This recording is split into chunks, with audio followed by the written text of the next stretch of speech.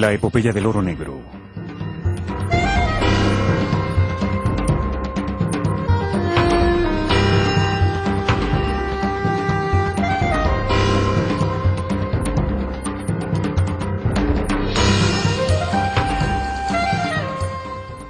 Apenas 100 años después del comienzo de la era del automóvil, los expertos advierten que el hombre ya ha quemado cerca de la mitad de las reservas mundiales de petróleo que le ha tomado a la naturaleza millones de años en producir.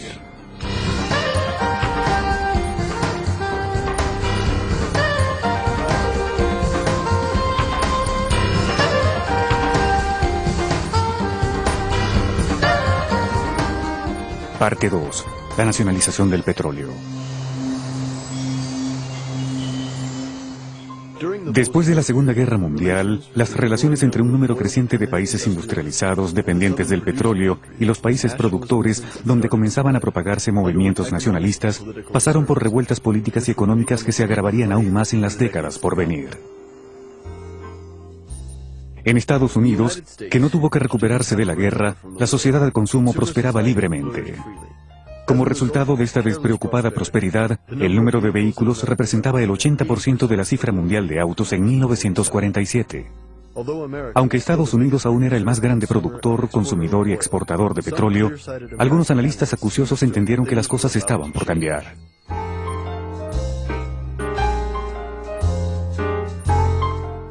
Se hizo evidente que la demanda de petróleo en el mundo superaba lo que Estados Unidos podía suministrar. Particularmente después de la Segunda Guerra Mundial, Europa reconstruyó su economía en torno al petróleo, igual que Japón. Y en ese mismo periodo el consumo estadounidense se disparó. Reconociendo esta demanda creciente y bajo la sencilla premisa de que existían yacimientos petrolíferos extranjeros más grandes y menos costosos de explotar, las compañías estadounidenses e inglesas intensificaron la búsqueda de nuevas fuentes de petróleo alrededor del mundo.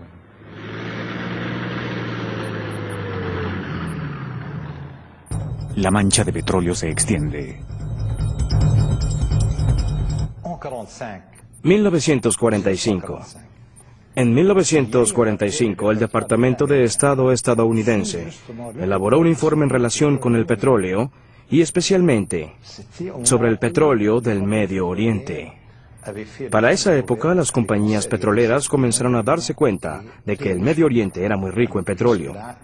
Hasta aquel momento, solo Estados Unidos y Rusia habían sido los únicos grandes productores de crudo. Este informe del Departamento de Estado dice en sus conclusiones lo siguiente: el control sobre el petróleo del Medio Oriente ofrece una fuente prodigiosa de poder político y económico, textualmente. Y eso no ha cambiado desde entonces. En diciembre de 1945, esta voluntad política quedó simbolizada en la Conferencia de Yalta, que marcaría fuertemente el destino del mundo por las décadas siguientes. El presidente Roosevelt, a pesar de su delicada salud, estuvo en Puerto Said para reunirse con Abdel Aziz, fundador del Reino de Arabia Saudita. Ambos firmaron el acuerdo denominado Petróleo para la Seguridad. Roosevelt le dijo a Abdel Aziz: ustedes nos garantizan un acceso privilegiado a su petróleo y, como contraprestación, nosotros les garantizamos protección contra ataques internos y externos. A esto se le conoció como el paraguas estadounidense.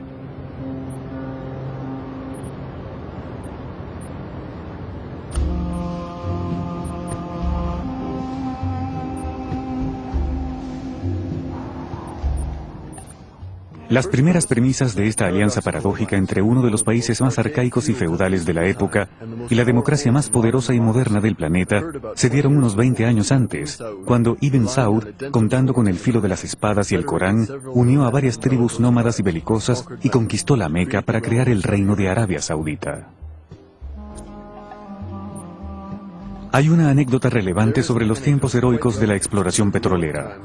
En los años 20, un hombre extraño, portando un casco colonial y protegido por un paraguas verde, caminaba a través de la inmensidad del desierto de Arabia Saudita. Se trataba del mayor Frank Holmes, un ingeniero de minas neozelandés muy ingenioso e inteligente. Su objetivo era encontrar un espécimen muy raro de mariposas negras, una metáfora bastante poética de la riqueza que habría de representar el oro negro y que él fue el primero en percibir. contactó a la entonces Anglo-Persian, la cual envió a un equipo de geólogos al sitio. Pero como solo estaban acostumbrados al modelo iraní, no se imaginaron que los indicios de petróleo que buscaban estaban ocultos debajo de las dunas de arena frente a ellos. El informe que levantaron fue negativo.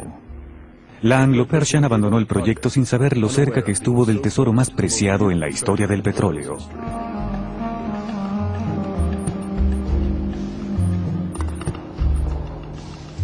Los estadounidenses, más pragmáticos que los ingleses, conquistarían este tesoro para sí mismos. En 1933, la Standard Oil de California, SoCal, allanó el camino. Hizo un contrato con el rey Abdelaziz, quien le dio una concesión sobre 1 millón de metros cuadrados en la zona oriental de su reino, por 14.000 kilogramos en monedas de oro. En 1933, 2 geólogos y un intérprete, a bordo de un Ford y escoltados por una docena de beduinos, cruzaron el desierto. Los primeros años fueron una decepción, pero al final de los años 30 se hicieron descubrimientos muy prometedores que fueron celebrados con gran pompa por el rey Abdelaziz.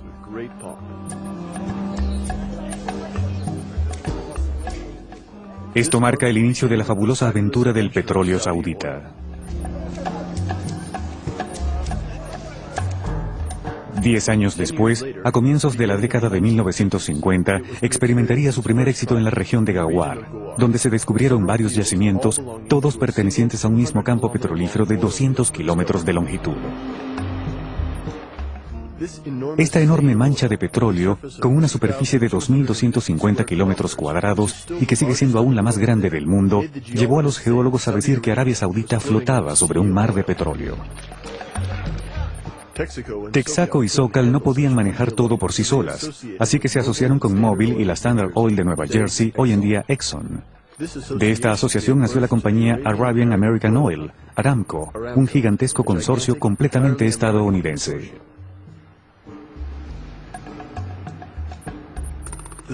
El éxito de esta industria en plena expansión fue una de las razones para que los empresarios petroleros ignoraran las revueltas políticas que comenzaron a suscitarse en los países productores.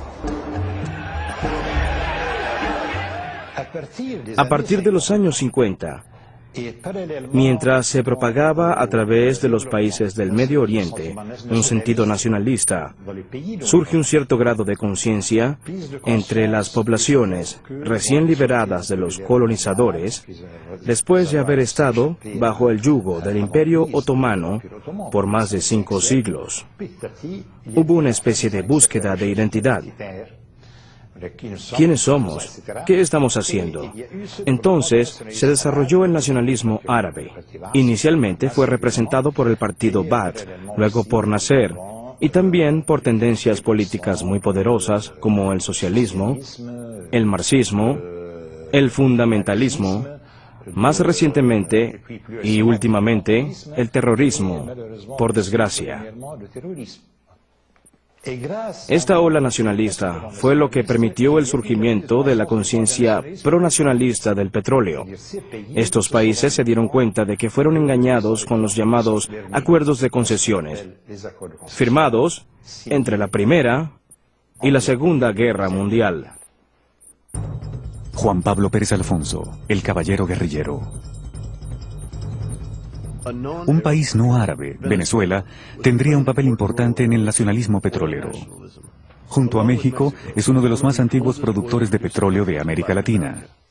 En la década de 1910, a pesar de los indígenas hostiles, la naturaleza y el clima, las grandes angloestadounidenses, Shell y Standard Oil, dirigiendo el camino, enviaron a sus exploradores en busca de zonas ricas en petróleo.